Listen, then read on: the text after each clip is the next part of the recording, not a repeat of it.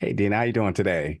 I'm doing great. How are you? I am well. Yeah, my name is Nigel Chambers. I'm from Big O Belt Media. And Dina, thank you so much for your time today. Talk about your new film, Nuke, making its world premiere this year at Tribeca Film Festival 2024.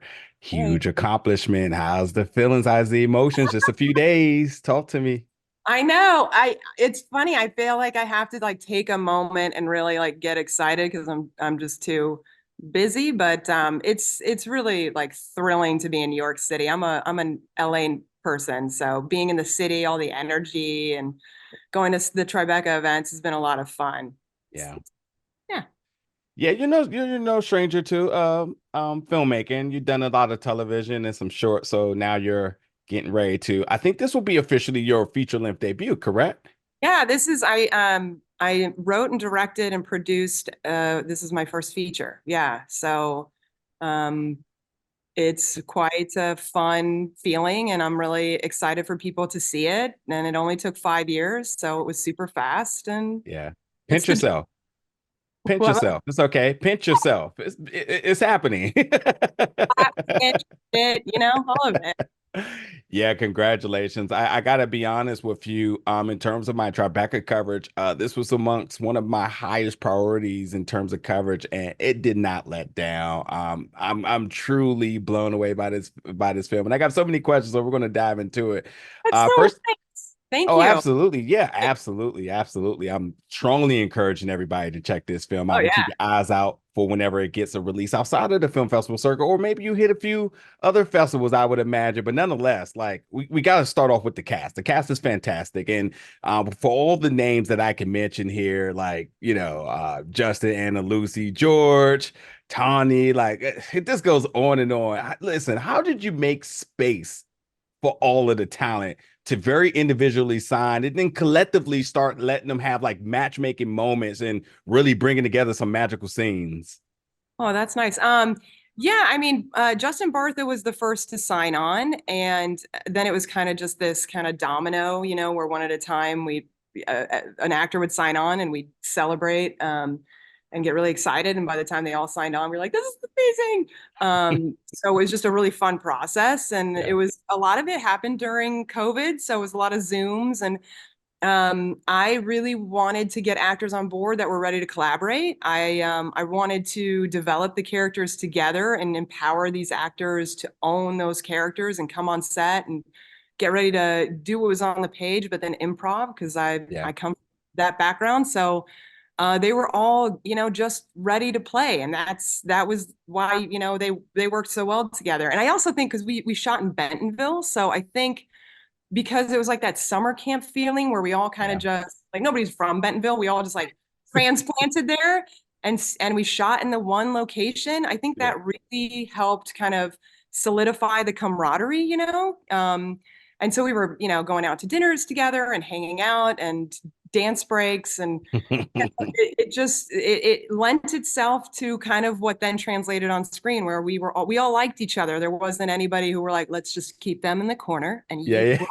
you know so that that I think always helps get the point across on screen. Where's that footage at? I'll sign up for that too. I know. I actually do have footage of Ignacio salsa dancing with one of our PAs that I'm like Oh I should wow. post this. He's really good, so is He's she. I amazing. was like, Oh, like they were just so there's some dancing footage I could put out for sure. I must know January 13th, Yeah, 2018. Where were yeah. you at when you heard the Hawaii false missile alert? I need I to know because, for me being I'm in Washington D.C. and I have a close friend, college roommate that lives in Hawaii, so I'm panicking. One of my yeah. high school friends is one of the news anchors out there, so I'm panicking, like Wow. messaging them, and so obviously I took it in as a way as like, what is about to go on? I would assume you obviously had a panic mode, but at some point, this manifested into an element into a film. I want to know just were you at that day, and when did it start to grow into aspect into this film? Oh, you're gonna be so disappointed with my answer. It's not that I actually experienced the actual, because I genuinely don't know. I don't know where I was on the 13th. It's not one of those moments like the Twin Towers where I can like Yeah. vividly see I was in my apartment and like, it was more so that I read about it after it happened and could not get over how little I had heard about it. And that I was like, that entire, like all the islands thought they were gonna die, and we're just like, I'll have a latte. Like we just kept going on with our lives, but they all, felt like they were facing imminent death. So for Yeah. me, it was actually more about those moments do happen, obviously. Like the generation before is like, I know where I was when JFK was shot. You're like, Yeah. wow. But for me, it was more that I didn't know, and Yeah. that how how much technology plays in our basically our constant Societies. information, Yeah. Hmm. Yeah. On that note, because Yeah. there's another important element to the film is I guess we could go as far as saying detaching from our phones to social media. What are some of the tools and methods that you use in order to detach from the socials and the phones and whatnot? Yeah. I try to forget my phone a lot, which is really handy. I just act like it doesn't exist. I haven't been on social media for years and years and years, and I actually went back on to try to promote the film because I felt like that was my job as a filmmaker and producer to promote your film. I'm to be quite honest, I'm pretty bad at it, but I try. I think being bad at it also lends itself to not not doing it. You're like, Your well, I mental really, health says thank you, I'm yeah. sure. Everybody's like, no, no, you really should take a break and not do it. Yeah. I, for me, paid attention to how I felt before I got on social media and after.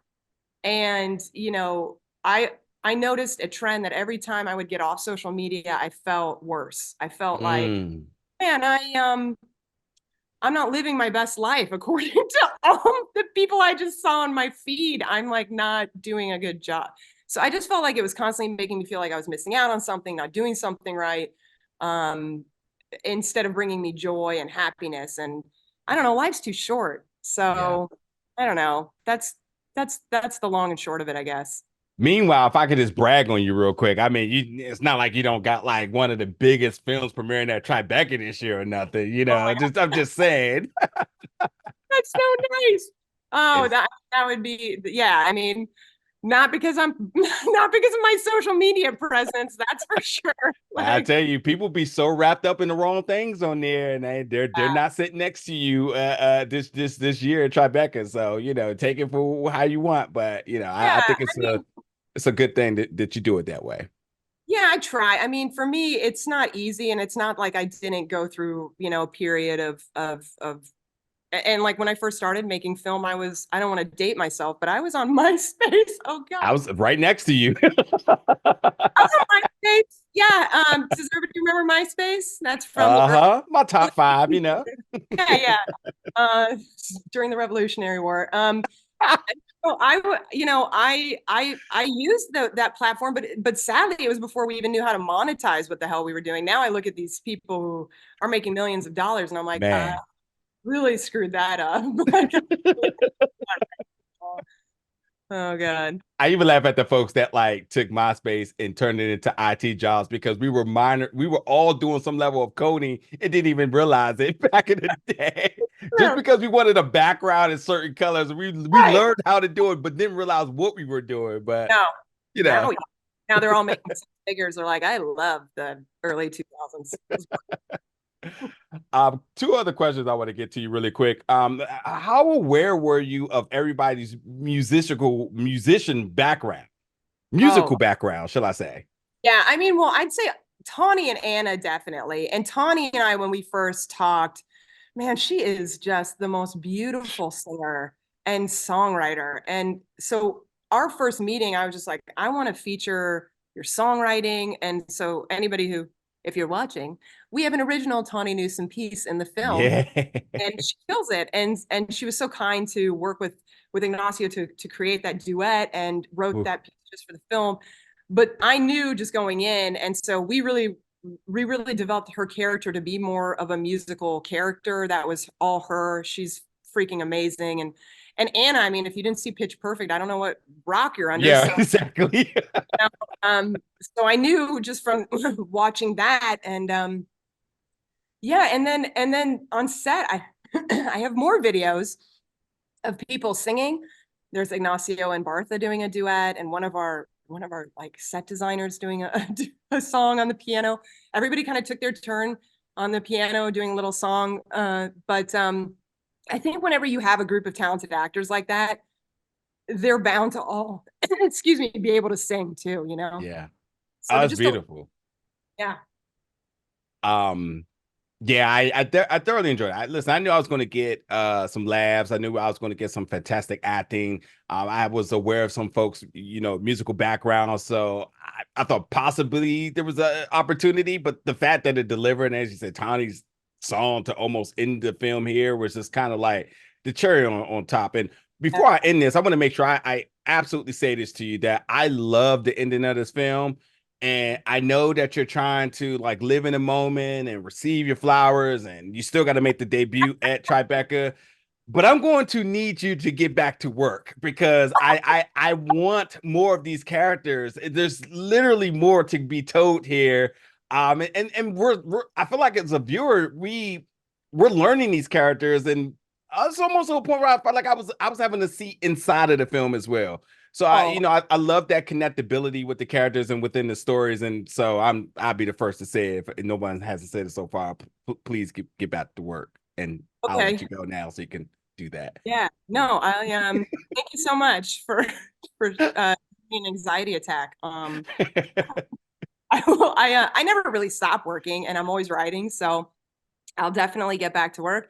And Yeah. it sounds like you want a sequel, so Yeah. your mouth up, and we'll get to work on that too. But yeah, Yeah. I'm with you. I love these characters. I love these actors, and I hope that everybody goes to the film or watches from the comfort of their home and finds a character to resonate and relate to, Bingo. that we all can feel seen and heard. You know? Yes, absolutely. Again, as I mentioned, you've done television, you've done shorts. Why was it the time now to iron out or flesh out a feature-length film? And then obviously talk to me about the collaborative efforts with your partner Danny in getting his story done. Yeah. Okay. I mean, I felt like I had done a pilot a few years ago that premiered at South by, and I felt like after doing that, it was like a natural kind of progression to do a feature next. And I also, my DP, Jamie Ehrman, who I'd been working with for years, had been harassing me for a long time, like, get your act together. You need to get it done, kind of like you just did. And I was like, okay, you're right. And so I wrote the film with that in mind. And my husband is Danny. We storied it together.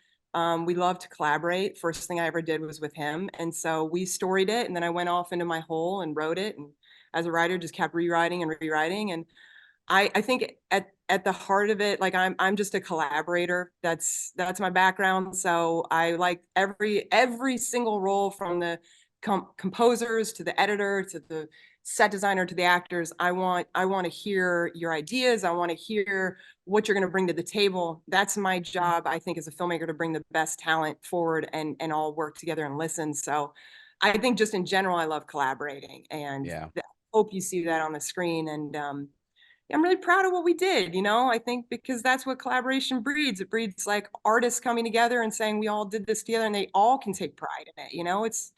It takes a village. I can't do this alone. I'm like, I gotta rest on all these other people. So the brainstorming with my husband was a long process, and then writing. I was literally rewriting as we were filming scenes. So the entire time, and then editing, you're writing all over again. So. Yeah. Oh, I mean, yes, you nailed it. Absolutely nailed it with this one. And I would imagine that other future filmmakers or just anybody currently filmmaking will look at you and wonder, because for a directorial debut, this cast doesn't lack. And I don't know your bank account, but I know how the filmmaking process works, and I know it does take money to get these things done. Yeah. Having this cast, is there any other particulars you want to shout out or give flowers to in terms of bringing this star-studded cast of an independent film together, which does not reek independent filmness at all. This is what we call witchcraft. Well, that's another conversation. Yeah, I mean, well, first of all, just thank you for all the love. I really do appreciate that. You know, in indie filmmaking, we'll take love anywhere we can get it. I got to give kudos to my producers. Julie Christeas was the first one to sign on, and she's the one who helped get Bartha on board right away. And once you get one actor, especially one like Justin Bartha, then other actors will kind of listen. You know, you have to. I also have always said that passion is contagious. So Mm, I always speak from my heart, and I try to, you know, I was really honest with all the actors of what my vision was, what I wanted to do with them, and what I wanted to create. And I was really specific about my vision with them. And I think if you have a script that you're passionate about, that resonates with actors, because all actors want to work and they all want to do a character or project that they haven't done before. And then you can convey that image, that you know, that image and what you want to do clearly and concisely to the actors, and then they're gonna get excited too, and they're gonna sign on. And you're gonna hear a lot of no's. I mean, I don't want people to think that like this was I mean, 5 years, like you know. So we heard a ton of no's, and you have to be incredibly resilient. You have to keep your eye on the prize and know that that wasn't the right actor for this role. The right actor will come. And also I just also kind of was able to kind of gauge chemistry with different actors too. And I was like, oh, this person would yeah. fit that person. And my producers had some relationships with some of the actors. So like George Young had worked with Daryl Freimark before. And so Daryl was really amazing to help us get George on board. And that's kind of how it is, you know. And then some actors know other actors, and then they get excited to work with that actor again. And it's just kind of a process that you have to be really patient and optimistic about. I did say one more question, but I'd be remiss if I didn't ask one extra one. Okay. The title Newt, is there anything metaphorical with the title meaning here? Oh, metaphorical. I mean, I thought it was kind of a double entendre. Oh, Um, definitely. I was gonna go that route. Yeah. um, Yeah. but yeah, I mean, I don't know. I mean, I feel like, you know, obvious, there's the obvious nuked, right? The bomb. There's a bomb in the film. Well, maybe. Uh, but I think, you know, maybe the metaphor of how just technology in general can kind of take over our life and destroy it. No, you know, it's, I think there's plenty of metaphors in the film. But yeah, I think technology in general and just like our dependency on technology and how I really hope we can just take a moment and reconnect with each other. I think that's the biggest takeaway, but I don't know if it's like an overt metaphor. Last question for you here. This film is making its premiere at Tribeca under the spotlight narrative category. And with some of the themes of this film, and even as the description of the film states, millennial mindsets on modern relationships and potential parenthood. What is that message that you want your viewers to leave with upon viewing this film? Oh, yeah. I mean, it's kind of just reiterating what I was just talking about, but you know, I think because I grew up in an era where I wasn't inundated on a constant basis with information and I didn't Yeah. have access. Like if I wanted to know what something meant, I had to go pick up a book and like looking at thesaurus or a dictionary, where this generation's like a book with words. And so I think for me, you know, during the pandemic, just kind of like, you know, we shot towards the end of the pandemic, but really rewrote during it. It really just magnified this dependency that we have on technology. You know, our phones have everything. It's how we communicate. It's how we get the news. It's everything. So I feel like watching people walk down the street and they're just not even up anymore Yeah. at dinner table, and people are like, hold on a second, it's like, am I not enough, like, can we not? So Man. I mean, I really just hope that people take a moment to just think like, could I make a goal to be like on my phone even 30 minutes less a day? Can I just monitor my time? Can I pick up the phone and call that friend I haven't talked to in a while? You know, I think at the beginning too, I just said I hope everybody treats every day as if it were their last, because I think we can get so caught up in the mundane kind of things that happen every day that we lose sight of the bigger picture of like family and friends Mm. and joy we can get out of work. And are you unhappy in your work? Like, should you be doing something that brings you more joy? I mean, I'm getting on a soapbox a little bit, It's but you know what I beautiful. It's you know what I mean? beautiful. We don't take those moments anymore. So that was really it. And I think the pandemic just like really like brought it home for me. And because my whole family was just like on screens, and I want to bring it back where we connect with Yeah. each, you know? Like, Man, we're besties now. Deena, thank you oh so yeah, much for your sweet. time. That was so beautifully put, and this film was just absolutely amazing. And in just a few days, you're gonna have your world premiere, Tribeca, and I wish you nothing but success there. Watching it with the fans, getting all the flowers and love you deserved, and truthfully, I can't wait to see your next project. And if that next project was up to me, it'll be called Quaked. But we'll just leave it at that. I like it. You might have to spawn something here. By the way, I went to American University my freshman year. I ended up transferring, but I lived in DC for a hot second. Love that. Hey, see, that's what it was. That's the connection, the DMV Yeah, connection we, there. we have history already. Thank you Dude, so thank you so much. much for your time today, and I hope to talk to you again very soon. Yeah, ditto. Have a great one. You too.